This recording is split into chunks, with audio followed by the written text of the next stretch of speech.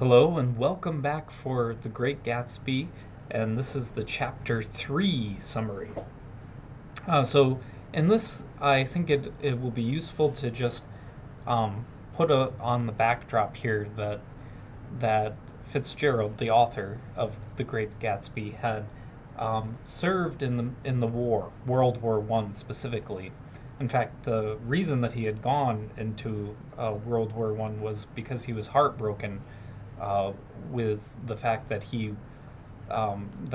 one of the ladies that he was pursuing had rejected um, his offer for marriage, and he'll later also be rejected by another lady, which is unfortunate for him. But um, after the war, but so I think that the war sort of plays a bit of a role in The Great Gatsby, and he brings that in here, as you'll see.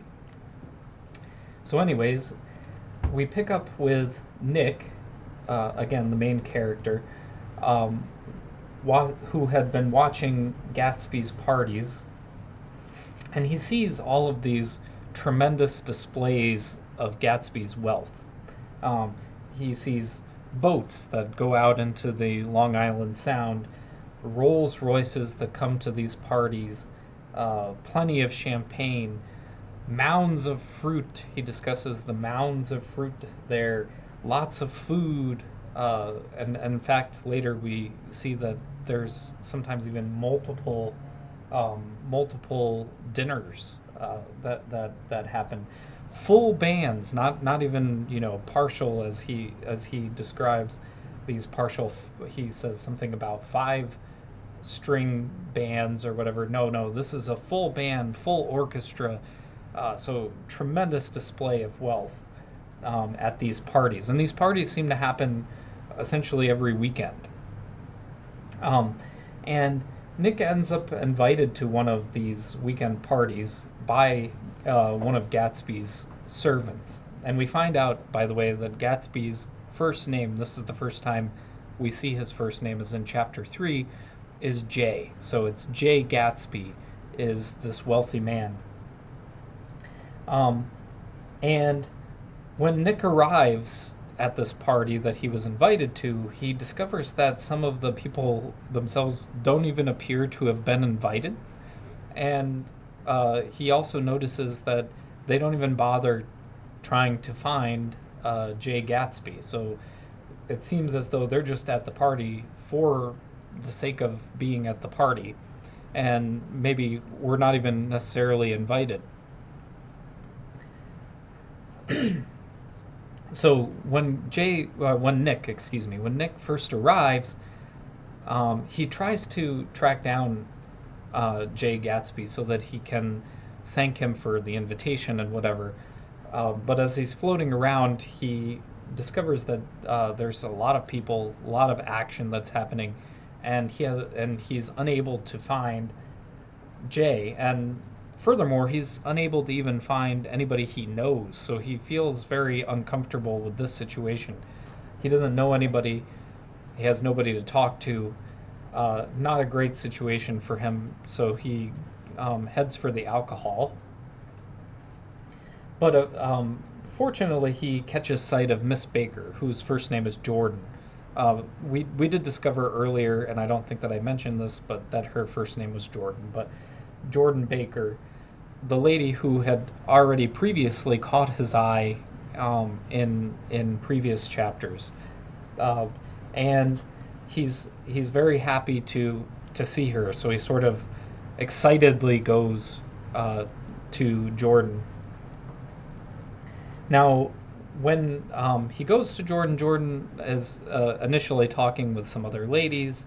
She kind of says, gives him a signal to just wait a moment, and she discusses some stuff with these ladies.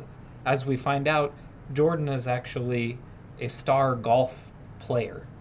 So these ladies initially that she's talking with are discussing her golf skills, and but she eventually takes Jordan with her. She eventually takes Nick with her. Sorry, Jordan eventually takes Nick with her, and um, these ladies that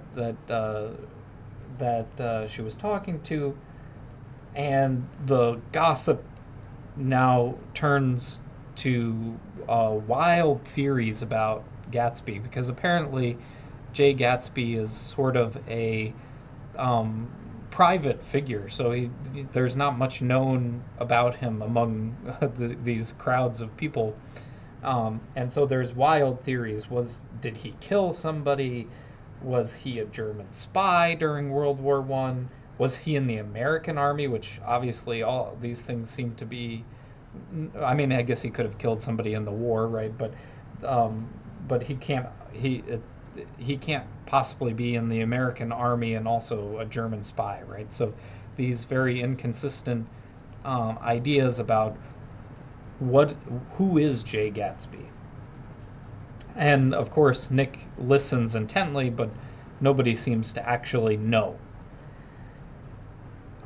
He discovers he's then taken away from this group with Jordan. Jordan takes him around for most of the rest of the party, and he moves on to the first dinner that is served. Apparently, there were two dinners that are served during this night, two suppers, he says, um, and one of them happens after midnight, but this one is earlier.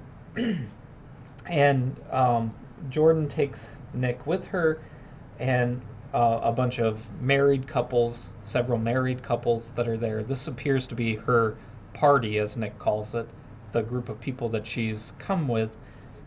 So there's several married couples. There's a person who drove Miss Baker, Jordan Baker, to the party, who seems to be very infatuated with her, and this is evidenced by some innuendo that he partakes in with Miss Baker. And this group of people is who Nick dines with. But eventually, and not too long after, because Nick indicates maybe it was about a half an hour, Jordan tires of the group, her party, and invites Nick to go along with her. And apparently also this driver who's infatuated with her tags along as well. In there, and what her goal is to meet with Jay Gatsby, and which is also actually Nick's goal. So he's perfectly happy to tag along with Jordan. In their travels, they meet a man in the library who is drunk, and this man is just he's it's difficult for him to grasp the idea that this massive library is full of actual real books. And he's at one point he just goes over and grabs a book off the shelf just randomly, and discovers, of course, that it is a real book. But he cannot grasp this concept that this whole huge library is actually full of real books and not cardboard or whatever. And so after a little bit of time of interacting with this man, they excuse themselves. And then later in their travels, Nick meets a man who says he recognizes him, and they start discussing, and they realize that they were both in the war, as American soldiers. The war here, of course, being World War One, and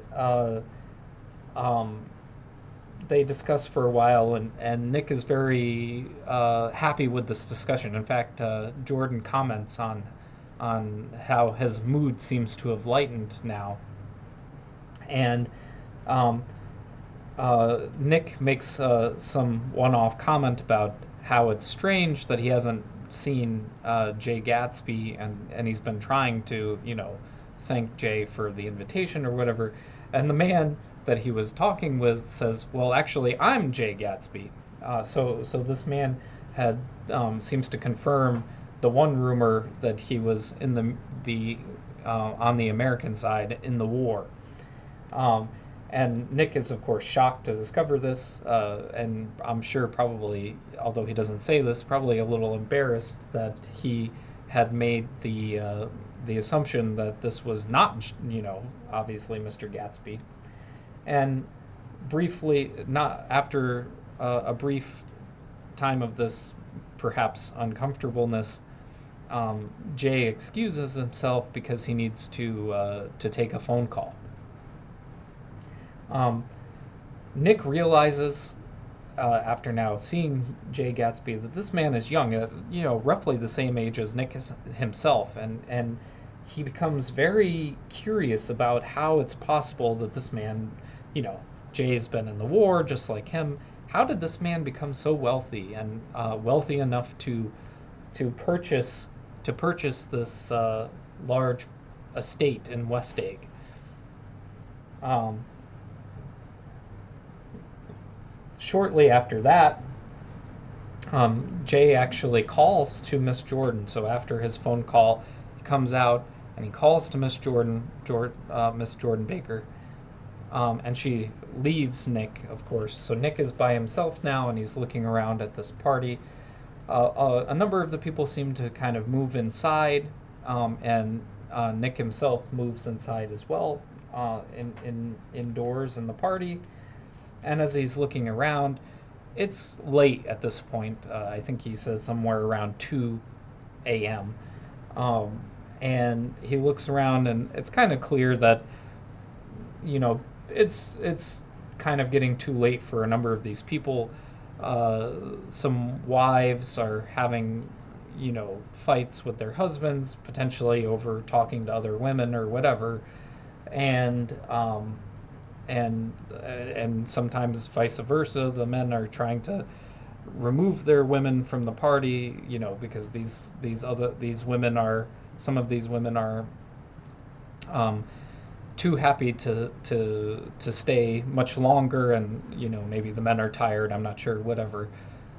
But so he's observing this and realizes that perhaps it's time that that he also leaves, and so he moves to pick up his hat, and as he does that, Jordan and Jay Gatsby come back.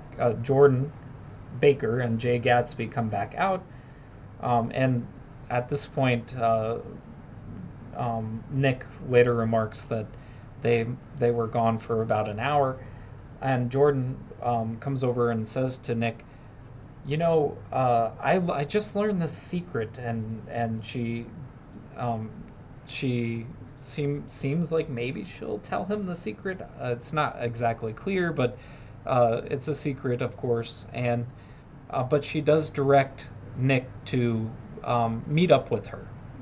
She wants him to meet up with her in the future, so she gives Nick her aunt's name for the phone book. Her aunt's name, as it turns out, is Mrs. Sigourney Howard.